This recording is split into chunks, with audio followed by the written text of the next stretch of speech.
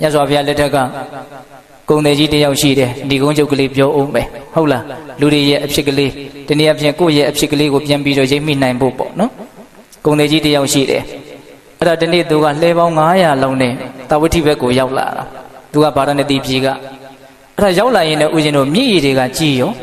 ာကြီးတော့သူရောက်လို့တဲ့နေရာကိုသူမသွားနိုင်အောင်အဲ့ဒီမှာကုန်တွေကလှဲပေါ်မှာအပြည့်မြည်ရည်ကလည်းအခြားကြီးနေတာဟိုဘက်ကန်းကိုတော်တော်နဲ့မကူးနိုင်ဘူးအဲ့ဒါနဲ့မြည်ရည်တွေကျသွားပြီဆိုတော့ရောင်းလို့ဝယ်လို့ကအဲ့ဒီချိန်မှာတိတ်ပြီးတော့အဆင်မပြေတော့ဘူးပေါ့အဲ့ဒါနဲ့သူကဘလို့စဉ်းစားတော့ဆိုတော့သူကဗာတွေရောင်းတာတော့ဆိုတော့ဦးဇင်းတို့အဝတ်ထေရောင်းတာအဲ့ဒီခါကဦးဇင်းတို့ပန်းမွန်ကလေးတွေနဲ့အယောင်ဆိုးပြီးတော့နော်ဝတ်ပန်းအထေဆိုတာသူရောင်းတာပါအဲ့ဒါသူကငါပြန်နေလို့ရှိရင်အိမ်ပြန်နေလို့ရှိရင်အချိန်တွေသိပ်ကြာမယ်လမ်းစိတ်တွေသိပ်ကုန်မယ်အဲ့ဒီတော့မထူးပါဘူးငါဒီသာဝတိမှာပဲငါဆက်နေပြီးတော့မိုးလေးလားနှွေးလေးလားဆောင်းလေးလားတော့ကလပ်ပလုံးငါဒီမှာနေပြီးတော့ဒီအဝတ်ထေတွေကိုရောင်းချပြီးတော့ဒီမှာပဲငါနေလိုက်တော့မယ်လို့သူကအဲ့လိုစဉ်းစားပြီးတော့နေနေတာ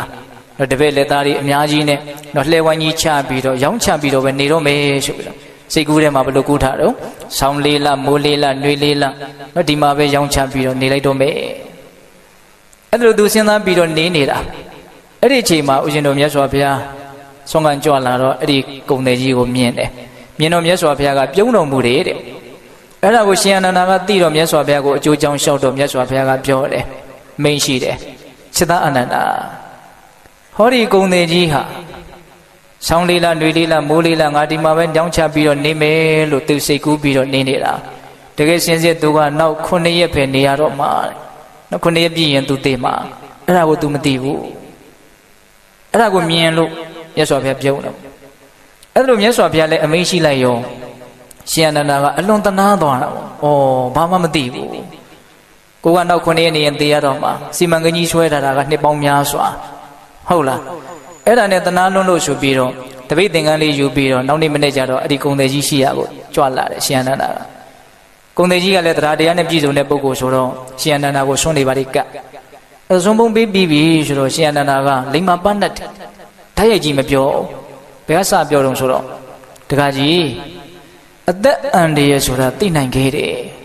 ဒါကြောင့်မမေ့မလျော့နေတဲ့တဲ့လူဒါလေးပြောတယ်အဲ့တော့ကုံတယ်ကြီးကလည်းပဲလိမ္မာပန်းတဲ့လူတစ်ယောက်ပဲရှင်အနန္ဒာရဲ့မျက်နှာရည်မျက်နှာကဲပြောပုံဆိုပုံကိုကြည့်ပြီးတော့ तू ဘာမှပြောသလဲမသိဘူးအကြောင်းမဲ့ဒါမပြောဘူးဆိုတာကို तू ခံမှတ်မိတယ်အဲ့ဒါနဲ့ကုံတယ်ကြီးကပြန်မေးတယ်ရှင်ဗျာပုံမှန်လင်းလင်းပြောပါတပည့်တော်မှာအသက်အန္တရာယ်များဖြစ်နိုင်သလားအဲ့ဒီလိုမေးတော့မှဖွင့်လာပြီဆိုတော့မှရှင်အနန္ဒာကဓာတ်ရိုက်ပြောတော့တာတခါကြီးဟုတ်တယ်တဲ့တင့်ကိုမြတ်စွာဘုရားကအမိန့်ရှိတယ်ဒီကုံတယ်ကြီးဟာ9ရက်အတွင်းမှာသေလိမ့်မယ်လို့အမိန့်ရှိတယ်အဲ့လိုပြောလိုက်တော့ကုံတယ်ကြီးကမြတ်စွာဘုရားမှာလည်းယုံကြည်တဲ့ပုဂ္ဂိုလ်ဆိုတော့အလွန်တရာမှထိတ်လန့်တုန်လှုပ်သွားတယ်ဟုတ်လားငါ9ရက်ပဲနေရတော့မှာတဲ့ပေတပေါင်းသူတော်ကောင်းတို့သူတော်ဘာမှဖြစ်နေတယ်ဆိုတာကနော်ဦးဇင်းတို့ဗမာစကားတစ်ခုရှိပါတယ်မီးဆိုတာကိုယ့်ထီမှာကိုပူတာပေါ့နော်သူများဖြစ်နေတာတွေကိုကြားရင်စိတ်ထဲမှာခံစားချက်ကအရင်ကြီးမပြင်းထန်ပေါ့တကူစားလေးပြုတ်ကြည့်ပေါ့ကိုချင်းလေးစားကြည့်ပေါ့ငါဟော9ရက်လောက်ပဲနေရတော့မယ်လို့များဖြစ်ခဲ့မယ်ဆိုဘယ်လိုနေမလဲဆိုတဲ့အတွေးလေးနော်ကိုကုံတဲ့ကြီးက तू 9ရက်လောက်ပဲနေရတော့မယ်ဆိုတဲ့စကားကိုလည်းကြားလိုက်ရော तू ဘလောက်ထိတ်လန့်တုန်လှုပ်သွားမလဲအဲ့ဒါနဲ့ तू ဘာလုပ်တုံဆိုတော့အာကိုရရှာတဲ့အနေနဲ့ဘုရားမှုရှိတဲ့တန်ဃာတော်တွေကို9ရက်တိတိပင့်ပြီးတော့ဆွမ်းကတ်တယ်တဲ့ဟုတ်လား9ရက်တိတိပင့်ပြီးတော့ဆွမ်းကတ်ပြီးတော့အဲ့ဒါဆွမ်းအနုမောဒနာတရားမြတ်စွာဘုရားဟောတဲ့ခါမြတ်စွာဘုရားကပါဟောတော့ဆိုတော့ဣဒဝတ္တဝိသိတမဣဒဟေမန္တဂိမိန်တုဣတိဘာလဝိစိန်တေတိအန္တရာယောနဘုစ္စတိတဲ့ဟောဒီလောကကြီးမှာအသိဉာဏ်မရှိကြတဲ့မိုက်မဲကြတဲ့ပုဂ္ဂိုလ်တွေဟာနော်တွေကကာလငါဘယ်မှာနေမယ်ဆောင်းကကာလငါဘယ်မှာနေမယ်မိုးကကာလငါဘယ်မှာနေမယ်ဆိုတဲ့အတွေးတွေနဲ့နေကြတာတဲ့ငါဘယ်ချိန်ဘယ်ကာလဘယ်နေရာမှာသိရလိမ့်မယ်ဆိုတဲ့ကိုယ့်ရဲ့ပျက်စီးမှုတည်းဟူသောဘေးကိုကြတော့မမြင်ကြရှာဘူးတဲ့ရိုးရိုးလေးပါမြတ်စွာဘုရားဟောတယ်နော်အသိဉာဏ်မပြည့်စုံတဲ့ပုဂ္ဂိုလ်တွေဟာဘယ်အချိန်မှာဘာတွေလုပ်ပြီးတော့ဘယ်လိုတွေနေပြလိုက်မယ်ဆိုတာကိုပဲစဉ်းစားနေကြတာဘယ်အချိန်မှာပျက်စီးသွားမလဲဆိုတာကိုကြတော့တစ်ချက်ကလေးမှမစဉ်းစားမိဘူးဒကာဓမ္မတို့ဦးဇင်းတို့ရဲ့ဖြစ်နေမတူဘူးလားတွေ့နော်နေရေးကိုပဲအကြီးအကျယ်စဉ်းစားနေကြတာဘာတွေလုပ်မယ်နော်ဘယ်လိုနေပြလိုက်မယ်ဒါတွေကိုပဲအကွက်ချပြီးတော့စီစဉ်နေကြတာနော်ဟေး ဘယ်ချိန်မှာဘယ်နေရာမှာငါဘာတွေဖြစ်သွားနိုင်တယ်လဲဆိုတာကိုကြတော့ဘယ်သူမှထဲမတွက်ဘူးပေါ့အဲ့ဒီလိုအဓိပ္ပာယ်ရှိတဲ့ဂါထာလေးကိုမြတ်စွာဘုရားဟောလိုက်တော့ကုံတယ်ကြီးဟာသောတပတ္တိမေညာကိုရတယ်တဲ့သောတပန်ဖြစ်တယ်ပေါ့အဲ့ဒါမြတ်စွာဘုရားအကြောင်းတော်ကိုပြန်ကြွပြီဆိုတော့မြတ်စွာဘုရားကိုသူလိုက်ပို့တယ်လိုက်ပို့ပြီးတော့ပြန်လာပြီဆိုတော့အိမ်မှာအိမ်ရောက်ပြီဆိုတော့ခေါင်းခဲတယ်ခေါင်းကိုက်တယ်ခေါင်းနာတယ်ဆိုပြီးတော့အိပ်ရတဲ့ဝင်ပြီးတော့အိပ်တယ်အဲ့ဒီအိပ်ရတဲ့တင်ပဲကွယ်လွန်အိဆာရောက်ဒါကွယ်လွန်တော့ဘယ်ရောက်သွားတော့ဆိုတော့တုတိတန်နတ်ပြည်ကိုရောက်သွားတယ်နော်အဲ့တော့ဦးဇင်းတို့ပြေးတဲ့ပေါင်းတော်ကောင်တို့ကုံသေးကြီးကတော့မြတ်စွာဘုရားရဲ့ဂုဏ်ကျေးဇူးကြောင့်သိရမယ်ဆိုတာကိုသိသွားတဲ့အတွက်ကြောင့်နော်ကုသိုလ်ကောင်းမှုတွေကိုပြုရင်းဖြင့်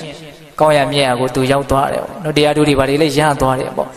တရားဓမ္မတို့ဦးဇင်းတို့တွေကြတော့သိရမယ်ဆိုတာကိုကြိုးပြီးတော့လည်းမသိကြဘူးသိတော်လည်းပဲမစင်သားမိကြဘူးပေါ့ဟုတ်လားအဲ့ဒီတော့ဘာဖြစ်တုံးဆိုတော့မိမိရောပေါ့ပေါ့ဆဆပဲအနေများနေကြတာပေါ့နော်ဒါကြောင့်ကုသိုလ်ကောင်းမှုတွေကိုပြုဖို့အတွက်များစွာတွန်းအားပေးနိုင်တဲ့မိမိရဲ့ပျက်စီးရမယ့်အနေအထားသိဆုံးရမယ့်အနေအထားတွေကိုများများစဉ်းစားဆင်ခြင်ပေးဖို့မလိုဘူးလားလိုတယ်သာသနာတော်နဲ့တွေ့တဲ့အခါမှာသိခြင်းကောင်းဖို့သိခြင်းလွတ်ဖို့ဆိုတာကိုလည်းပဲမိမိတို့ရဲ့အဓိကအလုပ်တစ်ခုအနေထားပြီးတော့ကြိုးစားအထောက်ကြဖို့မလိုဘူးလားလိုတယ်အဲ့တော့ဦးဇင်းတို့ဏိကုံးချုပ်ဘာပြောခြင်းတော့ဆိုတော့ဘဝမှာဘယ်လိုခံယူချက်မျိုးနဲ့ဘာတွေကိုပဲလုပ်နေဟုတ်လားလူတွေဆိုတာကတော့ခံယူချက်တစ်မျိုးစီနဲ့နေကြတာပဲလေဟုတ်လားဘယ်လိုခံယူချက်မျိုးနဲ့ဘာတွေကိုတန်ဖိုးထားပြီးတော့ဘာတွေကိုပဲရှာပြီးတော့ဘာတွေကိုပဲလုပ်နေဒီခန္ဓာကိုယ်ကြီးကတော့သိခြင်းတရားစီကိုဥတည်ပြီးတော့သွားနေတဲ့ဒုက္ခကြီးကမရက်တဲ့အတွက်ကြောင့်တဖြည်းဖြည်းနဲ့နီးလာတယ်ဆိုတာကတော့မသေးကြဘူးလားသိကြတယ်နော်တောင်ကျမြစ်တစင်းစီးဆင်းနေတယ်လို့အရက်မရှိအနာမရှိသွားနေတဲ့ခရီးဖြစ်တဲ့အတွက်ကြောင့်သာတယုံကိုအဆွဲခံရတဲ့နွားတကောင်ရဲ့ခြေလန်းတိုင်းဒီတေခြင်းနဲ့နီးလာတယ်လို့တရားဓမ္မတို့ဦးဇင်းတို့ရဲ့ဘဝလည်းပဲပျက်စီးခြင်းနဲ့နီးလာတယ်ဘာတွေပဲလှုပ်ဘလို့ပဲစဉ်းစားဟုတ်လားငါတို့အသေးကောင်းအောင်လုပ်ဖို့အသေးလွတ်အောင်လုပ်ဖို့အရေးကြီးတယ်လို့သိမသိကြိုးစားသည်ဖြစ်စေမကြိုးစားသည်ဖြစ်စေဘလို့ပဲနေပေါ့ဟုတ်လားတေကြတာကတော့ဒီခန္ဓာကိုယ်ကြီးကတေခြင်းစီကိုဥတည်ပြီးတော့မပြတ်သွားနေတဲ့အတွက်ကြောင့်တေဖို့ကတော့နီးလာတယ်ဆိုတဲ့အချက်ကမသေးကြဘူးလားသေးကြတယ်နော်ဒါကြောင့်ပိဿပေါင်းတော်ကောင်းတို့ဘဝဆိုတာဘာလဲဆိုတာနဲ့ပတ်သက်ပြီးတော့မျိုးအဓိပ္ပာယ်ဖွင့်ကြတာရှိတယ်ပေါ့ဒီနေ့မှာဦးဇင်းတို့ပြောချင်တာကဘဝဆိုတာတေခြင်းစီကိုဥတည်ပြီးတော့သွားနေရတဲ့ခရီးတစ်ခုမျှသာဖြစ်တယ်လို့ပြောဆိုခဲ့မယ်ဆိုရင်ဘယ်သူများညင်းနိုင်မလဲမညင်းနိုင်ဘူးနော်ဒါကြောင့်တေခြင်းကောင်းဖို့တေခြင်းလွတ်ဖို့ကြိုးစားသည်ဖြစ်စေမကြိုးစားသည်ဖြစ်စေလက်ခံသည်ဖြစ်စေလက်မခံသည်ဖြစ်စေဘလို့စိတ်သက်တည်နေဘာတွေကိုပဲလုပ်ပြီးတော့နေနော်ခန္ဓာကိုယ်ကြီးကတော့တေရွာစီကိုတလက်ဆက်သွားနေတဲ့အတွက်ကြောင့်တစပူပြီးတော့တေဖို့နီးလာတယ်ဆိုတာလေးကိုပဲဦးစားပေးပြီးတော့စဉ်းစားကြဖို့မလိုဘူးလားလိုပါတယ်